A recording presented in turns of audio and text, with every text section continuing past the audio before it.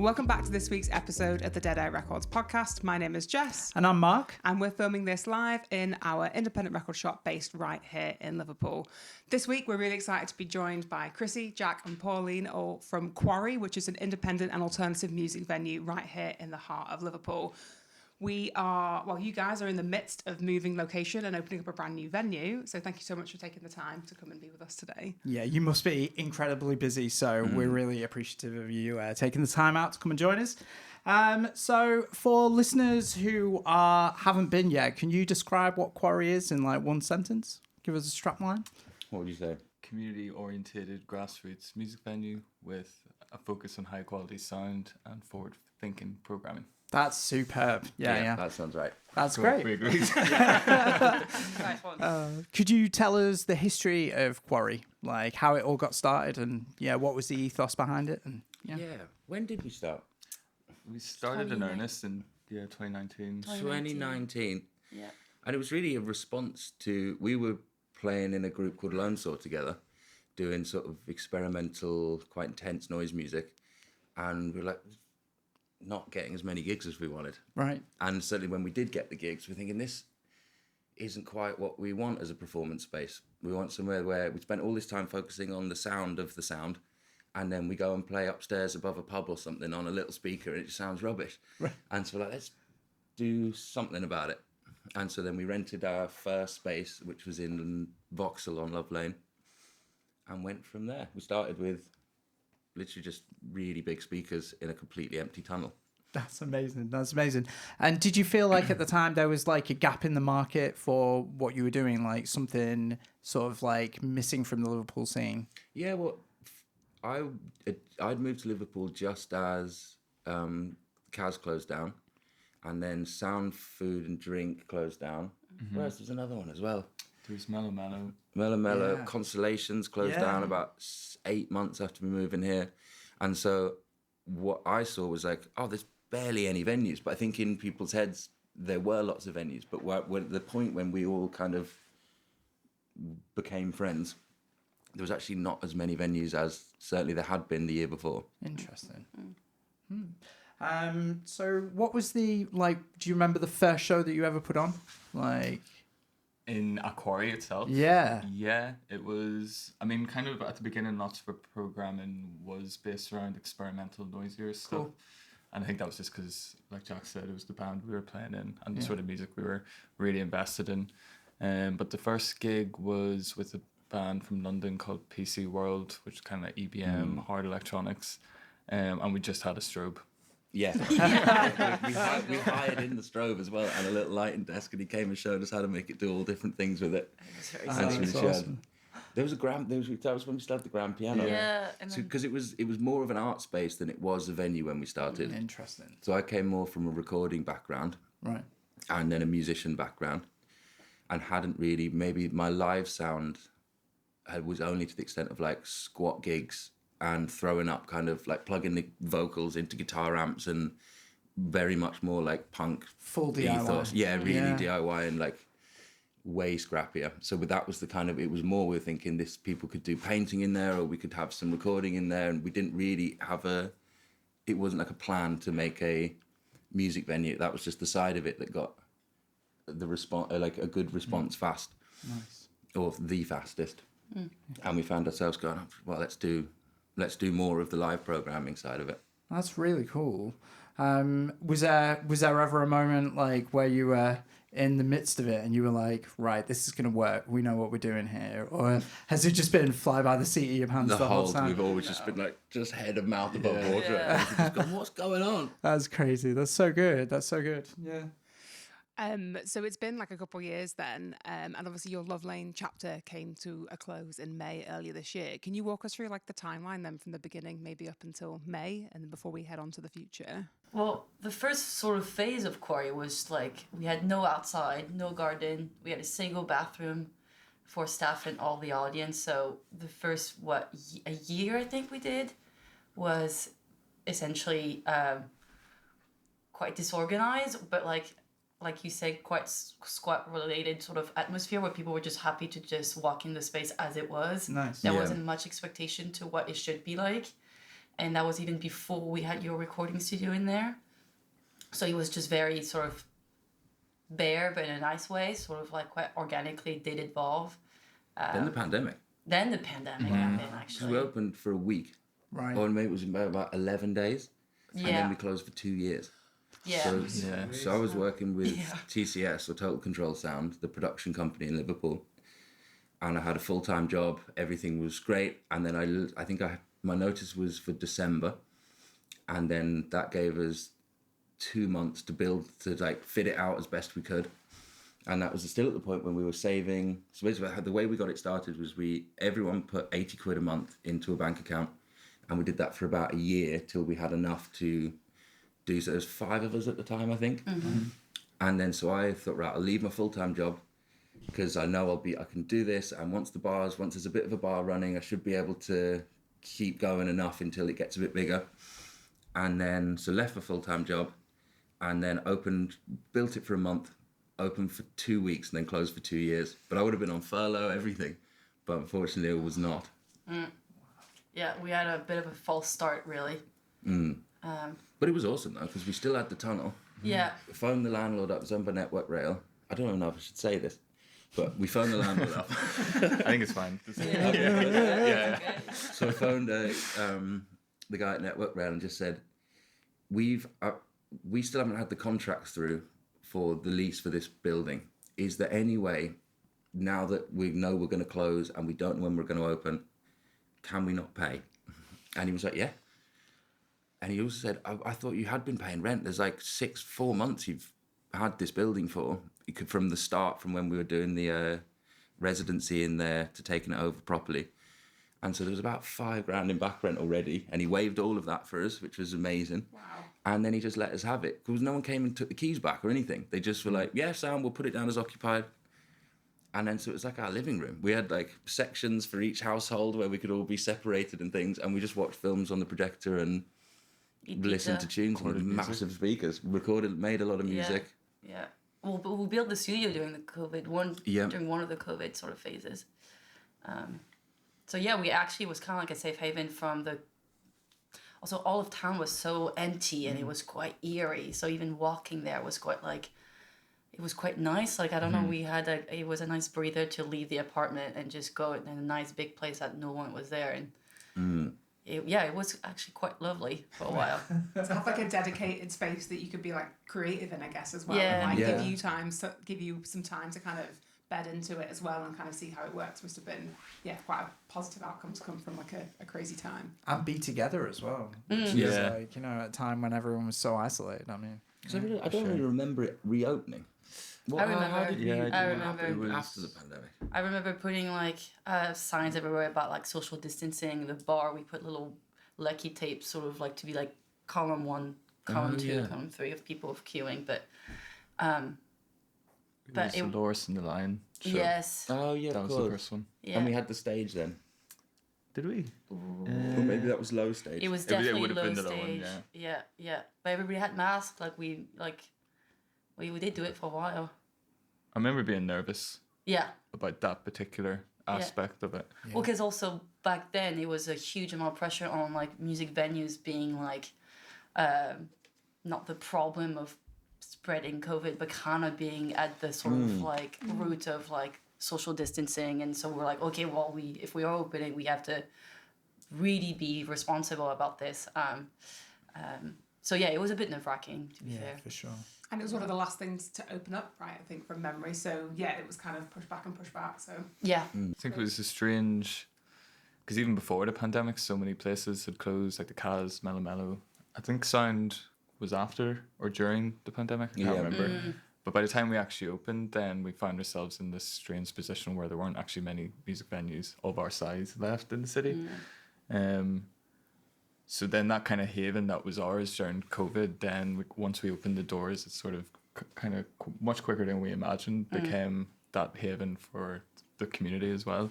Yeah, people were really keen to come back and see everyone and see some gigs again. Yeah, for sure.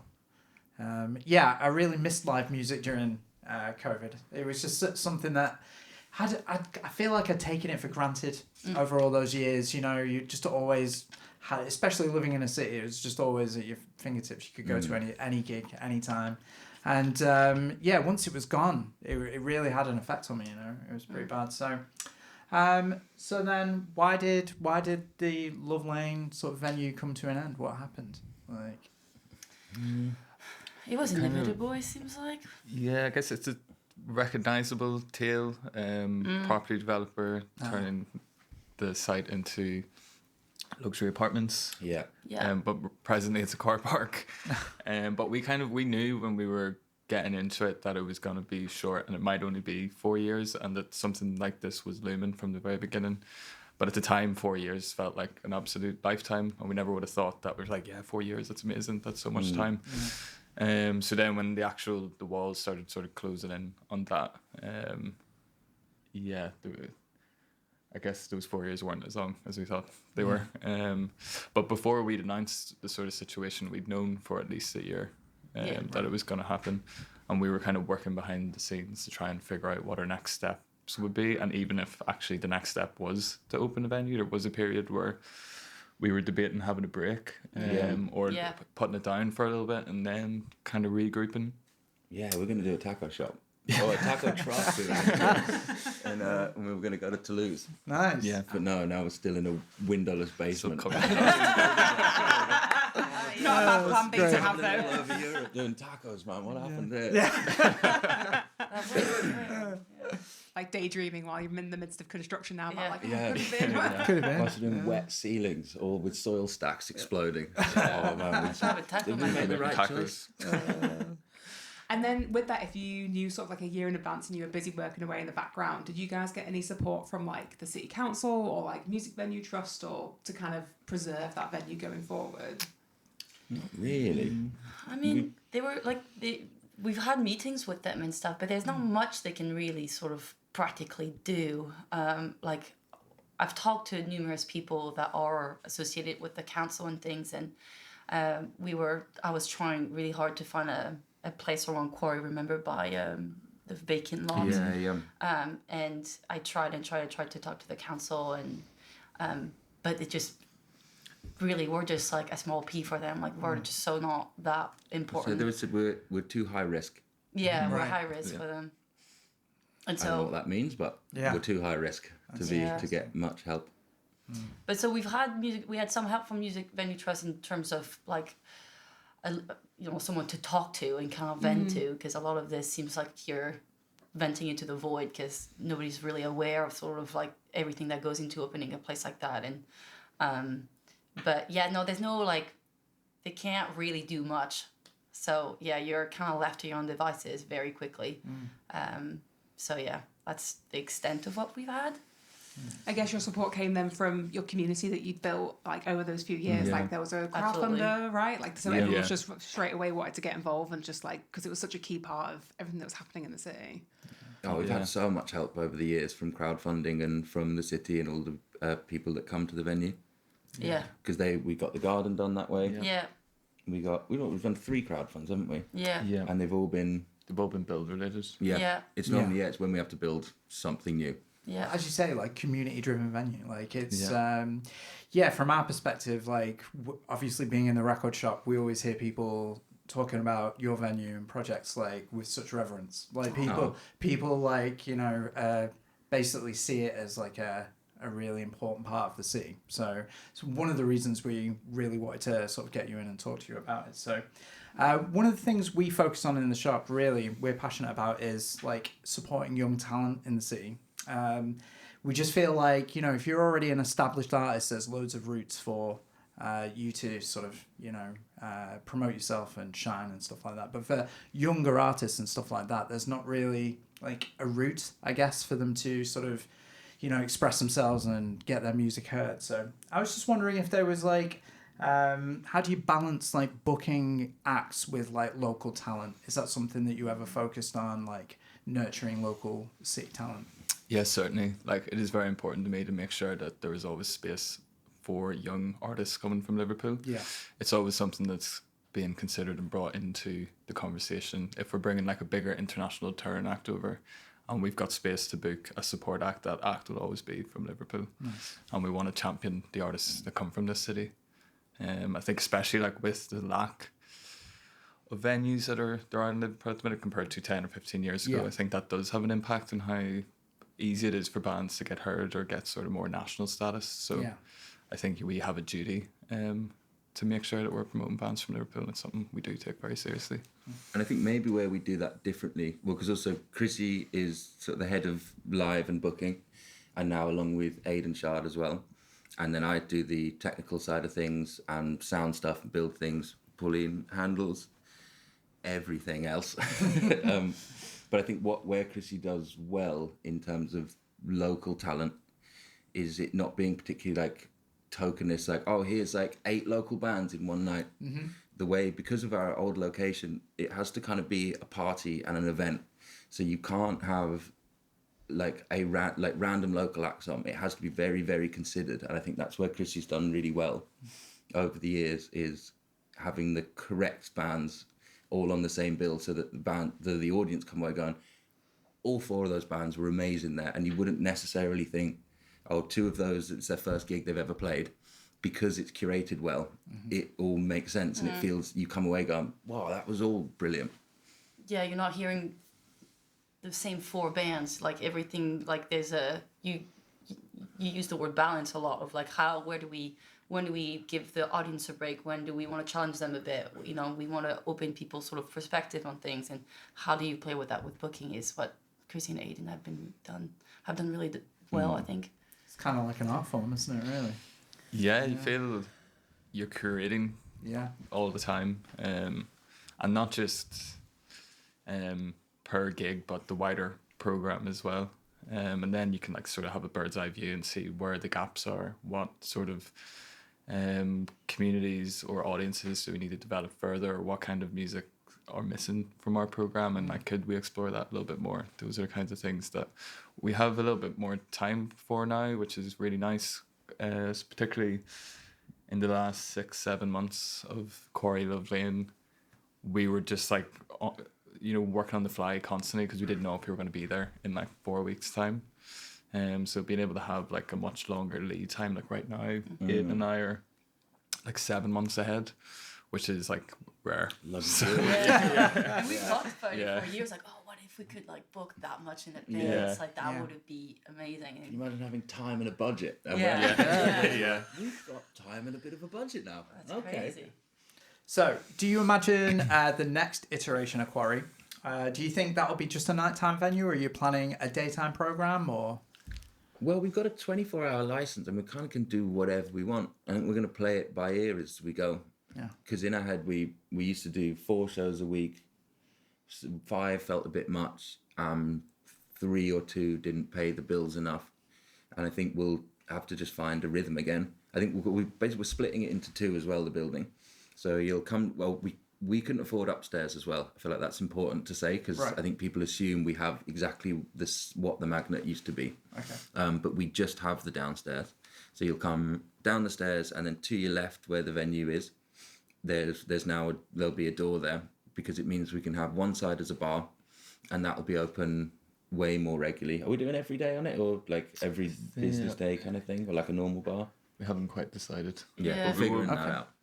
We'll certainly be able to, being open as a bar as well as the venue is something that we were never able to do in the last space. So the bar will have a little stage in it as well, that I think will focus mostly on like vinyl DJing. I'm really keen to get lots of like world music trios and things on in there. Ideally like really late at night, but that might be really expensive, we don't know. But it's the idea of having like a Cuban quartet on at 3 o'clock in the morning. Let's go. But quiet, like Yeah. it's still calm. You're like, this is mad, I did not expect that. Yeah. And so that means we can then separate the 2 a bit, so we can have our 4 events where our proper programming's going on, and then the bar hopefully can just more consistently have interesting stuff going on. How do you see, this is an interesting question, how do you see the crowd changing from the Love Lane venue to the new one? Like, do you think the crowd will be different? I mean, I'm sure it will, because it's in the centre of town now. Anyone can just pop through. It was so out the way last time that you only came if you were particularly interested in that genre or the actual band that was playing. We're a bit worried about it, aren't we? How do we keep it? Yeah, I guess part of the reason why I think people love Quarry so much is maybe that feeling of it was theirs too, and the community of surrounding it. So we're really conscious of maintaining that in the new space and don't want it to be, don't know what the correct word is, to be.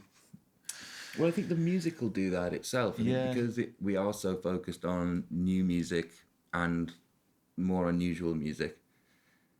I think the first few months will probably be a bit of a free-for-all. And then I think we'll just find a rhythm like we did in the other place where there'll be some people that love going to Quarry and some people that go, that's so not for me and I don't like it in there. And that's kind of what we want, really. Yeah. So Quarry has like obviously developed this kind of community around it and this identity. Like, what's the one word or feeling that you want people to associate with Quarry? That's hard. We need more words. Yeah. It's like good music. If I can have two, Good music. That's what I'd like. Of good music or interesting music. Yeah. Challenging music and interesting and good music and new music. Yeah. That's more words, but Let's go. music will do. We'll just Yeah. Music happens in there. Perfect, the best word. Yeah. And yet we've talked about some of the crazy things that have happened since Quarry opened. There's global pandemic, there's a cost of living crisis, the world is generally on fire at the moment. Like, what are some of the biggest challenges you've faced over the last few years of having the venue? We pay a lot of tax. Horrible amount of tax. I feel like we're paying, or businesses our side are propping up the larger businesses not having to pay nearly their share of tax. Crazy. Because we just don't have the legal might or we don't have enough time to have a team of in-house accountants to find where there are loopholes, and we just pay everything full whack every time, and it makes it so hard. Yeah, because the first year you don't have to pay tax on up until you've got like £85,000 as a turnover, and so when we get to that point we were like quite excited because it was kind of like a success market that we have made that much money, and then the day after you make that 20% of what we ever took back in had to go, and from going from 0 to 20% is enormous to our. Also, we're not making that much money, but for us it was a huge sort of like kind of kick in the stomach, because we had that success marker, but then everything had to go down. And I feel like that's been kind of like our growth has been like going up. Rightfully so, we're growing, but we're not seeing any of the sort of rewards because there's more tax to pay now, there's business rates to pay now, there's this. So it just like it feels like the second you have a bit of success that just someone just be like, yeah, that'll be all for me. Whereas like also we barely take a salary from this. We just every time like we get a bit of money, we're like, let's get a microphone, let's get like we get let's get a band in. Like we're not trying to get our salary pumped up. We're just trying to make the venue better for others, just because we're a bunch of nerds, really. Like we just really like what we're doing. But yeah, the challenge has been just like we give so much, and it feels like it'd be so much better if there was a bit of support in that way, or I don't even know like what the alternative would be. But yeah, it's just like you got to keep motivated and keep going for it. I guess you guys must feel similar here with While you're speaking, While you're speaking, I'm just going. We are in exactly the same Yeah. situation. Because It's then you want to employ crazy. someone, and then there's feels like a huge punishment. taxes associated. It really does. It Yeah. feels like a punishment. Yeah. I think we are propping up a lot of companies that are not having to be punished in the same way. Yeah. And if there's enough of us, if there's say thousands of companies our size, that makes up for 6 companies that aren't doing anything. And we employ people. Like there's an economy we're trying to like nourish and just like encourage. Like we run all these sort of youth music programs where we want to have people like who become sound engineers, and just so we're like, we want this to work for like the wider community, not just for us. Like if everybody win, we win type mentality. But it feels like I just feel like the second is a teeny bit of sliver of like not even profit, just a little bit of positive. Yeah. It gets all just zip to zero. So yeah, that's the challenging. Mentally, that's quite challenging. Yeah. And that's usually what I do. Part of Quarry is just doing our finances and trying to be clever on the books and it's really hard. Yeah, because when you set out to do it, you're like, I want to do this because I want to support people. I want it to be creative. You want to do this, and all of a sudden you're like, okay, I'm doing finance and I'm doing this and trying to work around it. It's really hard to balance. Well, speaking from our experience, it's really hard to then balance your sort of strategic finance head, but also be like the creative part of you that came into it in the first place. Yeah, and it's very much putting out fires constantly and not having the breather to really think about big picture ideas, and which is much more fun than just putting fires left and right. But nonetheless, I love it and I like a challenge. So we're still here after 5 years, so it must be working. For sure. And like you said, it's so like, how would you say, like, where do you find your motivation to then keep doing it in the midst of these challenges being faced? It sounds corny, but everybody, like the team, just what we're doing when we have a really good show, and you can, especially the birthday really felt like that as well, the last birthday. It's just the nicest feeling in the world. So Yeah, the gigs help. Yeah. There's just that certain feeling where all those challenges and the sort of stress could just disappear. Yeah, it just goes. God, that band was awesome. Just having all those people That's creating worth it, though. memories and just like people like one word I like about QUARRY that I think is kind of like the neighborhood living room. Like I just want people to feel safe and feel good there, and I know all those memories are worth all the challenges. So that's where it is, I think. That's really cool. It's amazing. We were doing some research on the magnet, and are you aware that it was once called the Sync Club? Absolutely. Yes. Right. Okay. So, membership was a literal sync plug, which is because they couldn't afford to do membership cards or anything like that, which is cool. Earned its reputation as Liverpool's first real alternative nightclub, sort of a counterpoint, if you will, to like the Cavern and the Merseybeat era. So, are you looking to honour any of that? Yes, indeed. I actually met with some of the original DJs at the Sync Club a few weeks ago, which was amazing. We took them down into our building site and showed them, and they were able to like tell stories of like, oh, we remember when we built that or added this to the floor, and kind of like throughout the build process, we kind of felt like venue archaeologists almost, because underneath each layer you get I'm thinking of the floor specifically, but you can see all the different things that have been there as it's throughout its different iterations. I can't give away exactly how we're going to honour the space. This was going to be one of the questions I was going to ask. Like, I was going to ask like if you'd uncovered any like relics or like hidden gems from the past. A lot of 1990s cigarette boxes. Oh, really? Yeah, that's Wow. A lot of old flyers. flyers. Really well preserved. Yeah. Flyers wow. as well. Yeah. The marble tiled floor underneath the floor, the layers of the floor were very and also all the drywall coming off. Unfortunately, so much of it was wet. Yeah. Because where Hot Water had sort of built their comedy club inside of it, it was almost like a shell within it, but it let what was behind the walls to kind of disintegrate a bit. So sadly, a lot of the murals, the old magnet sign was soaking wet, and just like I couldn't have even dried it out. It just a lot of it had to get stripped out. But so you take the floor off, and you've got floor from the 2000s, floor from the 90s, floor from the 80s, 70s, all the way back to like thick. Are they marble? They're like granite or something, tiled floors. But it did feel, it was really cool to see it all coming, stripping back its layers. The DJs from the Sync Club, they came down and had like a dossier of photos, and they kind of knew the history of the space from when it was a Sync in the 60s right through to when the magnet closed, and being able to look at all the photos and be like, oh, okay, that's that bit of checkerboard floor. That was that era. It all kind of like made sense as to like where everything was and when. So yeah, I've enjoyed that part. It must be mad, like being part of the history of like the venue. Like, It's almost like it's been written. Like it's like it's quite of a privilege to be able to be like, it really is. We're like the not the gatekeepers or The whatever. next custodians. Yeah, the custodians of the space. Torchbearers. And we want to do it justice. Like all the build we're doing quite long-term vision, sort of like we're really treating the space with, all right, all this is problem area. We have to spend the money, even though we didn't foresee this, to really take this whole wall back to what it needs to be. Because we want to pay justice and we want to take care of it for the long haul. It's an absolute privilege to be the ones to do this. And I think the Sync Club guys that came down were happy to see it's a load of young people in there doing their absolute best to keep it going. And I think Versus a big company, and it's all just got stripped out and turned it back into a music venue. And there's something quite special about, because they were talking about, they dug the floors down, they dug the pit down themselves in the 70s, was it? Wow.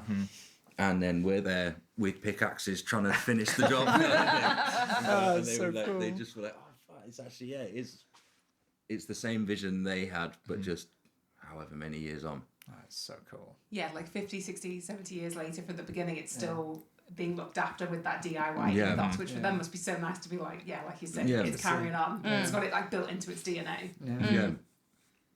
Incredible. So we've touched a little bit on like generally the challenges of running a music venue and stuff like that. So in 2023, the Music Venue Trust published like a big report to say 125 venues have closed, and it's always a massive challenge for these spaces. What do you think are some of like the main causes of that? It's really expensive. Yeah, the And margins hard. are. The margins are really slim. People don't have enough money they don't have loads of disposable income to come down and spend. Bands are struggling. Touring costs a fortune. Promoters, it's so hard to make money as a promoter. The whole sort of web of it is quite financially starved, I guess, or the whole network that it takes for the whole music scene at the level that we enjoy working at that kind of 200, 300 cap emerging talent is a very expensive side of the industry, I think. Is there like a particular thing that you like this would change? If you could change something in the industry or introduce like a policy that would help? There's plenty of money in the music industry, and I work as a touring engineer a lot as well, and as a sound engineer, and it seems like there's a wall you go through, and then the money's unlimited, and that money is coming from streaming, from sync, from touring, but it doesn't seem like it's quite getting shared or distributed particularly well, I guess. I don't know what that policy would be, or it would take. We do talk about it a lot, but it's kind of a massive change that would need to happen, I think, in how profit is being taken from the art that's generated by the artists. Obviously, it's going to be on Hardman Street, the new venue. So whereabouts are you today on the build? Like, how far along are you? We've got 5 weeks left. Yeah. Right. And we need 10 and another 20 grand. Oh dear. Well, it's so hard to explain, like, building wise, because it's a massive, it's so big. It's the biggest project certainly I've ever done, or any of us have done, and none of us are builders or like not trained in this at all. So it's going. Yeah. But there's still so much to do. Yeah. Floors is next. Right. We're going to use concrete screed and just make all the floors uniform. And then after that, we'll see if it's good enough or not. It's so hard to talk about the build, actually. I guess we've almost finished the stage, finished the sound booth and DJ booth. We still have to paint all of that. Yeah. We have bleachers in both the bar room and the live room, and there'll be some little nods. We have a bar? Yeah, we have a nice bar top. We did the bar top the other day. It looks lovely. It's a big oak kitchen top. That's awesome. Yeah. What's the capacity going to be? We're looking at 250. 250. Although that might change, it might be more, but we're saying 250 for now. Yeah, we'll start there. I reckon we could get it up to 400 easy. But I think it used to have 500. Is it 450? But that's across both rooms. But again, do you want to cram people into a gig? Sometimes that's a good part of a gig, and sometimes that's an awful part of a gig. I remember gigs as a kid when you're absolutely rammed in and just loving it, and it being so intense and exciting. And then maybe now I like more to sit down and just listen to the music. But there is a balance there, I think. And I think capacity is quite a delicate thing to figure out, and it needs to be correct because it can ruin your experience of a venue, I think. For sure. So the opening weekend's going to be the 26th and the 27th of September. Can you share anything about those nights with us? Or is it under wraps? Or it is under wraps, yes. So the lineup is secret, which is in part because when we did our closing party in May at Love Lane, we kept the lineup secret because I think the part of the thinking at the time was that we wanted to the venue's the main part of the show for this last closing party, and then so people wouldn't get caught up on what the lineup was going to be. But also, it's a bit of fun. Like, I think it is just really fun to keep it under wraps until the day. And we're going to do that for, on both nights, on the 26th and the 27th. That's exciting. Yeah. That's really cool. Cool. And then you just launched a brand new membership. Can you tell us about that and like how do people get involved? Yeah, so the membership launched last week when we announced the opening party. It's something that we've been working on for a while. We kind of trialed it in Love Lane, but couldn't quite work the specific side of it. And we've partnered with a really good platform called Planet Fans, who've built the membership for us, and it's kind of everything we want it to be. But for £5 a month, we're offering 10% off drinks and snacks at the bar, 20% off selected in-house shows, and also we're going to do some members go free or members exclusive events. And we wanted to keep it at like an accessible price point. There's no hidden charges. There's no tiered pricing. It's just £5 a month. And if you're someone who regularly comes to the venue, it will pay for itself tenfold, we hope, and help foster, the community in the new space, I think. And having a QUARRY membership card on your phone is quite fun. We like that. We were very excited. Yeah. Amazing. And then looking ahead then after that opening weekend, you've already got a few gigs online, on for sale, booked in. Like, what have you got coming up? That's a crazy one. I'm deliberately ignoring everything that isn't building. I've got to get that done. But Chrissy will tell you. Yeah, we have lots of primarily in-house shows booked in at the minute, but we've got Milan W, who's a Belgian experimental singer-songwriter. We have Yowie Neilgun, New York post-punk band. Who else do we have? We have Wombo, and a few others. My brain is this always happens to me. Like when someone asks what's part of the program, then my brain just goes blank. Chris has also been sanding for about a month straight. So you can just hear the sound of a sander. Yeah. Hands are numb now. Yeah. But there's lots coming up that we're excited about. There's a lot we haven't announced yet. Over the next couple of weeks, I think our website and our Instagram, etc., is going to be populated a lot more with some shows for the autumn and beyond. That's super cool. Incredible. And then do you think that Hardman Street will be QUARRY's forever home, or do you think this is just part of a much longer journey for you guys? It's so hard to project that far ahead, just because we're so almost a yearly basis. But I want to say we're here for the long haul. Whether it's only Liverpool, we expand elsewhere, I'm not sure. But Liverpool's definitely been our home. So if this place, I'm treating it, or we're all treating it like it's our new home. But then there's noise complaints and all sorts of things could happen. It's so there's so many factors we can't control, but as long as we can, we'll be there. Awesome. So to round it off, we're going to do a quick rapid fire round of questions. So first gig you ever went to? S Club 7. Let's go. Let's go. Rush. Wow. Rush at Wembley, yeah, my uncle took us. I think my proper gig was Coco Rosie, actually. Oh, really? Yeah. That's Nice cool. mix across the board. What's the last record you bought? What's his name? The last one I actually bought in the venue. I buy all my records in the venue. Right. Which is what's his name? Drummer. Where's the space hat? Paddy Steer. Paddy Steer. Yeah. What about you? Lola Delamata's record last week. It's signed artist local. I think mine was Jelly Skin. They were all from QUARRY gigs. Yeah. And then lastly, where are your go-to spots in Liverpool for a drink or to catch a gig? We don't get to leave We the don't tunnel. get to yeah. That's literally the joke, is we never go out. Ever. It's so hard because we work when everyone, and also my other job is as a sound engineer. Right. So I have to take time off from QUARRY to then go and mix other bands or go and do a festival or something. So actually the idea of going to watch a gig in my spare time, I couldn't think of anything worse. No. I still end up going to lots of gigs, but I'm normally working them. Yeah. But from the 26th of September, the answer is QUARRY. Yes. Indeed. Yes. Hey, well, look, thank you so much for joining us today. We really appreciate it. We know how busy you are. And we are going to be seeing you at the new venue. We're going to try and get there as much as we can. So, thank you so much for joining us. Thanks for having us. Thank you.